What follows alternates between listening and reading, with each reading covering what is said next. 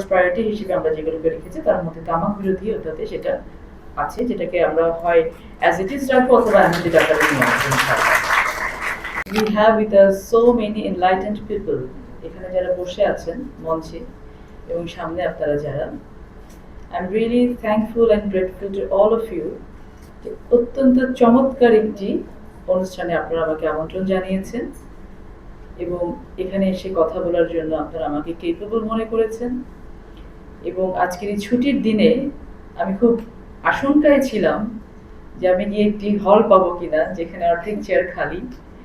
সবাই তো আজকে বাসায়, এখন যদি যাদের জন্য যাচ্ছি তারাও বাসায় থেকে যায়, তো আলহামদুলিল্লাহ, থ্যাংক ইউ সো মাচ। এখানে সবাই আছেন, আমি ভীষণ ভালো বোধ করছি আজকে এখানে এসে। So this is the youth conference on protecting health of women, children and youth from tobacco harms. ভীষণ ভারী একটা শব্দ, ভারী একটা সেন্টেন্স, ভারী কথা। এখন আমরা পর্যালোচনা করছি আইনগুলোর positive negative pros and cons গুলো আমরা বিবেচনা করছি, স্ক্রুটিনি করছি। আমাদের নেক্সট মিটিং আছে আবার 29 তারিখে।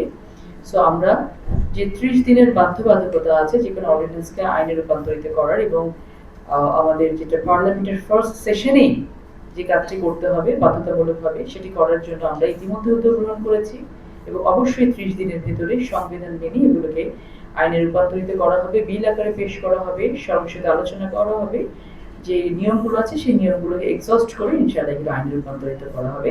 এবং এটার ভিতরে ফার্স্ট প্রায়োরিটি হিসেবে আমরা যেগুলোকে রেখেছি তার মধ্যে তামাক বিরোধী ওটাতে সেটা আছে, যেটাকে আমরা হয় অ্যাজ ইট ইজ রাখবো অথবা অ্যামেন্ডেড আকারে নিয়ে আসবো ইনশাআল্লাহ।